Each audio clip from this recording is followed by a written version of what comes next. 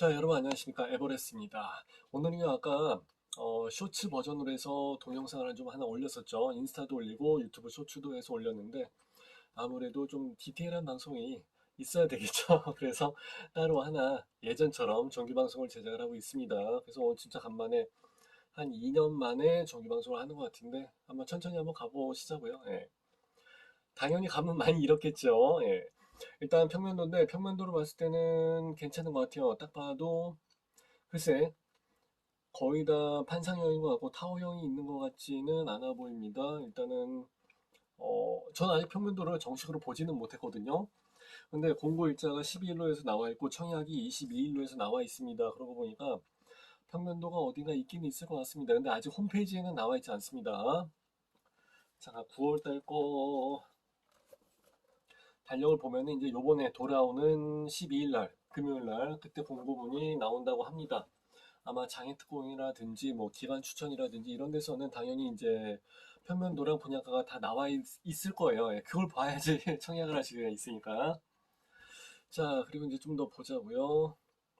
동작구 사당동이고요. 요번에 931세대 중에서 일반분으로 해서 나가는 게 170세대입니다. 그럼 한 1000세대 정도 잡았을 때 계산을 하게 되면 한 18%, 19%? 하여튼 20%안 될 것 같은데 예, 굉장히 적습니다. 근데 여기가 좀 특이한 점이 뭐냐면은 서울에서 진행을 하는 건 당연히 다 이렇죠. 뭐 지방 같으면은 한 931세대 중에서 170개만 먼저 나갔을 거라고. 그죠? 근데 여기는 다 먼저 나가고 거꾸로 남은 게 170개예요. 이제 그 점이 이제 지방이랑 완전히 다르죠. 서울은 서울이니까. 그리고 그 중에서도 서울의 가장 이제 노른자 사당동이죠, 사당동. 사당동 같은 케이스는 서초, 방배, 그리고 송파, 강동 뭐 이런 데가 있지만은 그래도 여긴 뭐가 있냐 그러면은 DH가 있죠. DH 방배가 있고 이제 그것도 이번에 입주를 앞두고 있고 그리고 레미안 브랜드도 들어와 있습니다. 가장 최고 브랜드로 해서 현대와 레미안이 들어와 있습니다. 레미안은 원페를라가 아마 그랬던 걸로 기억이 납니다.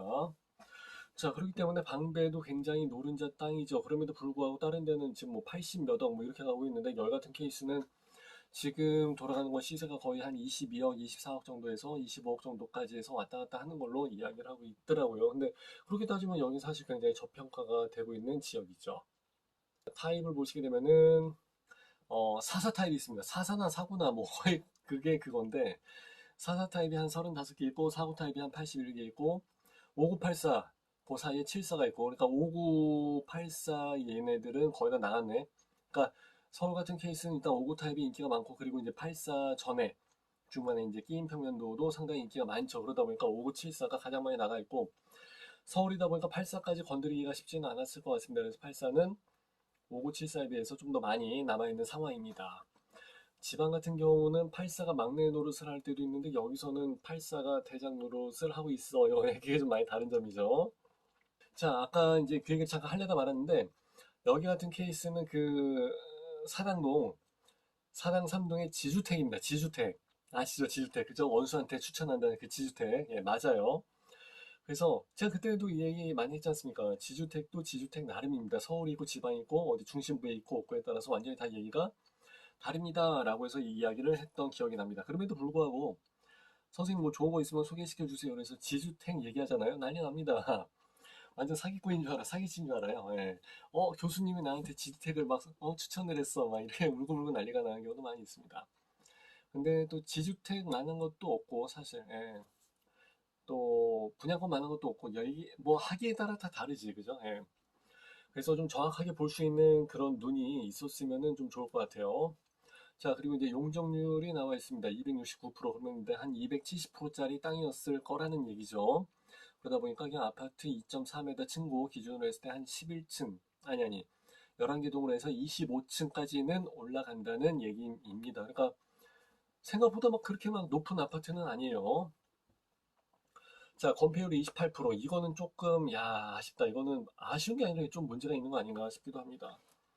용적률은 보통 그 땅에 뭐 1종, 2종, 3종이 나와 있고 뭐 중상 나와 있고 그래갖고 얼만큼 높이 지을 수 있는지 그런 얘기고 건폐율은 이 땅이 얼만큼 고밀도로 빽빽하게 지어놓을 수 있느냐 이제 그런 얘기인데 보통 14, 15, 16, 17, 18, 19까지 해서 가면은 뭐 괜찮습니다라고 해서 이야기를 드리죠. 그래서 20%대까지 가게 되면은 야 이건 좀 그렇습니다 하는데 여기는 20%대 초반도 아니고 28%입니다. 그래서 조금 야 할만한 예. 자, 여기 주변을 한번 보도록 하겠습니다. 일단 딱 봐도 제일 먼저 이제 눈에 보이는 게 가장 크게 글씨가 쓰여져 있는 게 바로 교통이죠. 교통에서도 제일 중요한 게 이제 지하철인데 남성역하고 이수역이 가장 크게 보입니다. 그래서 남성역까지는 아까 재보니까 직선거리로 한 400 정도 나오고 이수역까지는 한 200 정도 나오더라고요. 그래서 물론 이제 나중에 단지가 들어서고 이제 이렇게 돌아가느냐 어떻게 뭐 직선으로 가느냐에 따라 얘기가 다르겠습니다만 어쨌든 이수역은 더블 역세권인데도 불구하고 거기까지 뭐 200m 거리다 그러면은 완전 초 역세권이죠. 그죠? 그런데 그 와중에 또 초등학교가 위아래로 두 개씩이나 있고요. 그 사이에 삼일공원 있고요. 사기시장인데 사기시장은 내가 정확하게 잘 모르겠습니다. 내가 서울에서 어지간하는데 안 가본 데가 없는데 맨날 여기 이수역에서 사당역까지 맨날 여기 술 먹으러 왔다 갔다 하고 하는 지역이니까 아마 하여튼 거기가 아마 시장이었을 거야. 예. 뭐 술 먹느라고 정신없어갖고 뭐 여기가 무슨 시장이야 뭐 이렇게까지 막 보지는 않았을 거니까 예, 홈플러스가 밑에 있고 그리고 이거 말고도 쇼핑 또 있습니다. 이마트가 있고 그리고 아마 하나로마트가 아마 한 두 개가 있을 거야. 그죠? 그리고 어린이집도 중간에 여기서 한 200m 거리에 또 한 서너 개 정도 있다고 하더라고요. 물론 세대수가 크니까 당연히 그 안에도 어린이집은 있을 겁니다. 자, 쇼핑. 쇼핑은 홈쇼핑하고 쿠팡이 제일 낫지 뭐. 예. 그래서 하여튼 있을 거는 다 있으니까 걱정을 안 하셔도 됩니다. 여기가 무슨 뭐 신도시도 아니고 서울 어디 뭐 변두리 막 이런 데도 아니고 서울 중심 중에 중심이기 때문에 그런 거는 걱정을 안 하셔도 됩니다. 그래서 제가 아까 자막을 달 때 뭐라고 달았어요? 풀 패키지예요 라고 해서 말씀을 드렸잖아요. 그죠? 예, 그 정도까지 해서 보시면 되고 여기 나와 있네. 그죠? 예. 그래서 이 내용들은 거의 홈페이지를 봐도 다 똑같아요. 사실 예. 쇼핑에서 뭐 좀 더 가면은 여기 얘기한 대로 뭐 신세계 백화점 있으니까 7호선 타고 바로 가지 않습니까? 아마 한 10분이면 가나? 예, 금방 가요. 얼마 안 걸리니까. 강남 성모병원, 요거는 빼먹었다. 예. 우리 입시 이야기를 할 때 성모병원 같이 이렇게 큰 병원이 있다 그러면 그건 무조건 이야기를 해줘야 됩니다. 예술의 전당은 있으면 좋은데, 나도 서울에서 한 20년 넘게 살았지만은 예술의 전당을 갔던 기억은 없어요. 예. 국립현충원, 이건 있어서 뭐 한다고, 뭐 현충원 여기다 뭐하러 갖다 놨지? 반포 시민공원 괜찮고요. 예, 자연환경 뭐 괜찮죠. 명문 학원가가 같이 있습니다. 역시 뭐 좋은 학교 옆에는 역시 학원가가 같이 있다는 게 상당히 큰 강점이죠. 그러나 애새끼가 공부를 안 하면 어쩔 수 없어. 예. 면학 분위기가 좋기 때문에 그래도 이런 데 갖다 넣어 놓으면은 우리 애새끼가 좀 일을 공부를 좀 하지 않을까 하는 마음은 이해를 합니다만은 안 하는 안 하더라고요. 예. 그러니까 적성 검사를 빨리빨리 해 봐야 돼. 자, 미래 비전.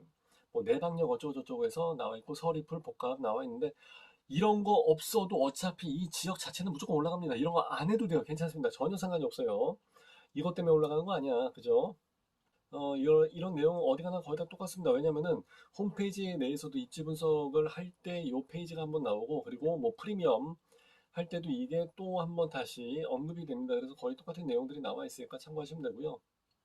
또 뭐가 있을까? 신흥 주거타운. 여기를 뭐 굳이 신흥 주거타운으로 해서 봐야 될지는 모르겠어요. 자, 문제는 분양가인데 모집 공고가 나와 있다. 12일로 고정이 됐다 그러면은 아직 우리 홈페이지에 나와 있지 않지만은 먼저 뭐 기관 추천이라든지 장애라든지 뭐 여러 가지 예. 특공에서는 벌써 분양가가 다 나왔다는 얘기인데 그죠? 저는 아직 보지를 못했습니다만은 호사가들이 이야기하기에는 뭐 한 20억 정도 가지 않을까 이런 이야기가 나옵니다. 그래서 20억이라는 얘기가 나왔구나. 예.